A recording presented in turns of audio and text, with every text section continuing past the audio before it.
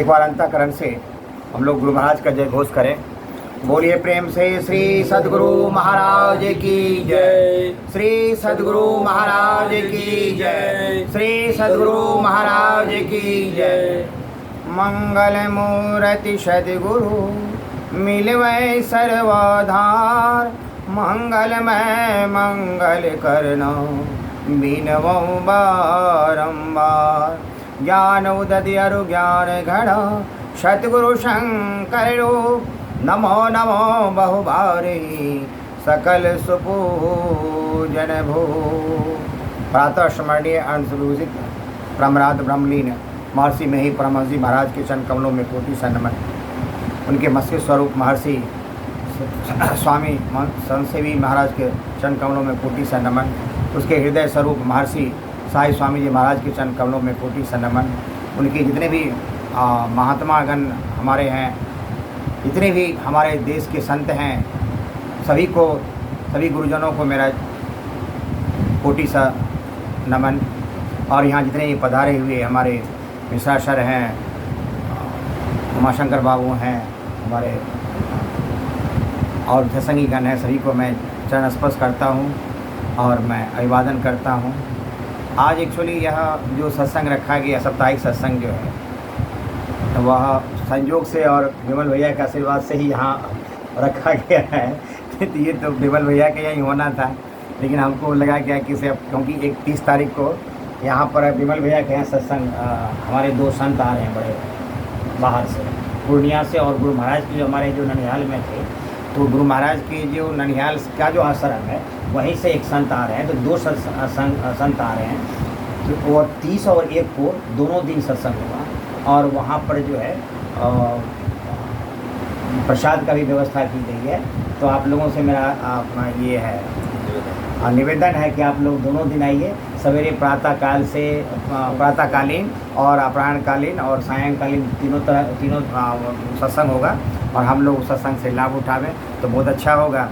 और आज जो सत्संग की जो यहाँ पर जो नवोदय विद्यालय में रखा गया क्वार्टर में, तो आज सर्वप्रथम पहली बार जो है हमारा जो विमल भैया हमारे जो है, उनकी जो बहू है और बेटी पूजा जो बेटी है, और आलोक की जो पत्नी है, वह पहली बार यहाँ आई हुई हैं नवोदय विद्यालय कैंपस में। तो सबसे पहले मैं उनका स्वागत करता हूँ और मैं गुरु महाराज से प्रार्थना करता हूँ, और मैं आशीष भी देता हूँ, आशीर्वचन भी देता हूँ कि हमारी बहू और बेटी अध्यात्म के क्षेत्र में भी आगे बढ़े और सभी सुख, भौतिक सुख और आध्यात्मिक सुख से परिपूर्ण हो, जीवन सुखमय हो, दीर्घायु हो, और हंसते खेलते अपने जीवन को जो है निर्वाह करते हुए, और अपने परिवार का भी जो उत्तरदायित्व है उसको भी निर्वाह अच्छे तरह से कर रहे हैं और करेंगे भी, यही मेरी आशा है।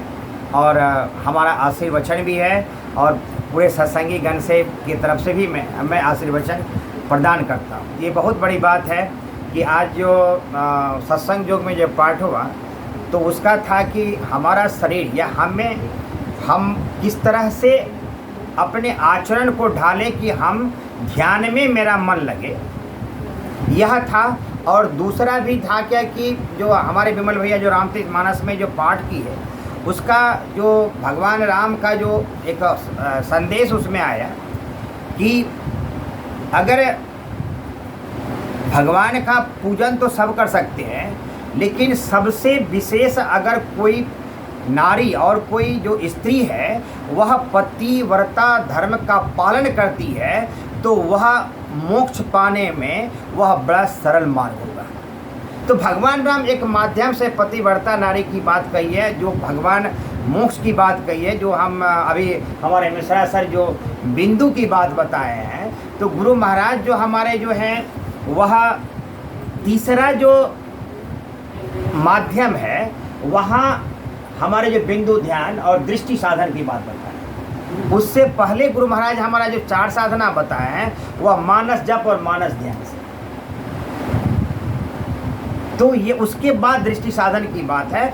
तो ये जो मानस जप और मानस ध्यान है, और ये जो पतिव्रता नारी जो है उसको मानस जप मानस ध्यान और दृष्टि साधन करने में दृढ़ता प्रदान करती है। ये बहुत बड़ा आज पाठ ये विमल भैया की तरफ से किए गए कि चूँकि वह हमारा जो पहले जो अभी तो बहुत छूट दी गई है, अभी नारी बड़ी सशक्त हुई है, लेकिन हमारे समाज में नारी को दबा के रखा गया था, उसको कुछ भी अधिकार नहीं था। लेकिन अगर वह इस धारण को, इस अपने अस्तित्व को वह पालन करती है तो इस साधना में प्रगाढ़ता प्राप्त करके वह मोक्ष को प्राप्ति कर सकती है।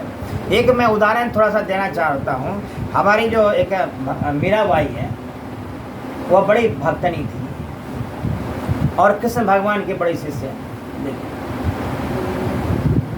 तो वह जो शिष्या थी, तो एक बार वह भजन गा रही थी और सारे साज सामान के साथ भजन गा रही थी।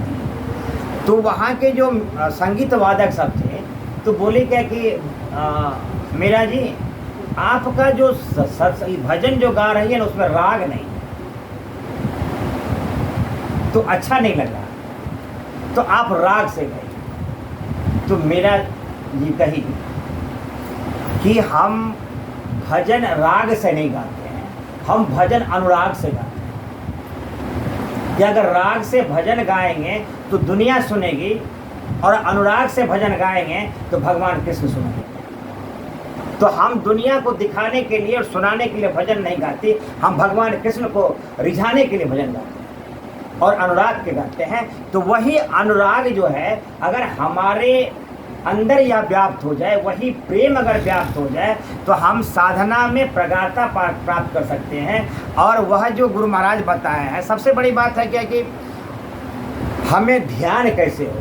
जो गुरु महाराज वो बिंदु की आप जो बताए, जो शिव बाबा की बात, शिव नेत्र की बात बताएं, तो हमारे गुरु महाराज जो है या संत कहते हैं कि वह शिव नेत्र जो है वह बिंदु ध्यान है। आप वहाँ उस बिंदुता को प्राप्त करके भगवान को, वह जो निराकार जो आप कहते हैं, वह निराकार, भगवान तो निराकार है, उस निराकार में आप वो उसको प्राप्त करके उसमें आप निराकार हो जाएंगे, जिससे आपका जो है जन्मना और मरना वह दोनों से छुट्टी मिल जाएगा और आप उसी को मोक्ष कहते हैं, जो इस संसार में फिर आना जाना नहीं पड़ेगा। तो यह बहुत गुरु महाराज हमारे बड़े ही सरल रूप में साधना को बताए हैं। तो हम लोग अपने आचरण को सुधारें और उस अनुराग को हम उत्पन्न करें, ताकि वह एक, देखिए अनुराग एक छोटा सा शब्द है लेकिन बहुत बड़ा शब्द है, जो हम अपने परिवार में अपने बच्चे के साथ, एक पति एक पत्नी जो है, एक बहू जो है, एक बेटी जो है, वह परिवार को समझ पाए और वो परिवार को कैसे संचालित कर सकेगा, वह एक दायित्व को निभा सकेगा, वह अनुराग से ही हो सकता है। अगर एक पत्नी का अनुराग पति से हो जाए, एक माँ का अनुराग बेटा से हो जाए, बेटा का अनुराग अगर पति से हो जाए, तो यह घर भी बहुत बढ़िया से चलेगा और वह अनुराग जो है वह इतना परिवर्तित हो जाएगा कि वह उस परम पिता प्रभु से अनुराग को प्राप्त करवा देगा और हमें मोक्ष प्राप्त करने में बड़ी आसानी मिलेगी। तो मैं इसी शब्दों के साथ मैं अपने वाणी को विराम देता हूँ और मैं गुरु महाराज से प्रार्थना करता हूँ कि यहाँ जितने भी सत्संगी गण आए हुए हैं उसको योग साधना में, उसको भक्ति के साधना में उनका उस पर दया बरसाएं, ताकि वह आपके चरणों में समर्पित होकर मोक्ष प्राप्त कर सकें और इहलोक और परलोक, यानी इस जीवन में और इस जीवन के बाद भी, यानी मरणोपरांत भी वह अपने जीवन को सफल बनाकर भगवान की पूजा करें। और यहाँ जो भी सत्संगी आए हैं गुरु महाराज से प्रार्थना करते हैं कि उनका जो चहुमुख विकास हो और वह शांति और खुशी से अपना जीवन यापन करें और उनको साधना में प्रेम लगाएं। इन्हीं शब्दों के साथ मैं अपने वाणी को विराम देता हूँ। एक बार प्रेम से बोलिए, श्री सद्गुरु महाराज की जय, श्री सद्गुरु महाराज की जय।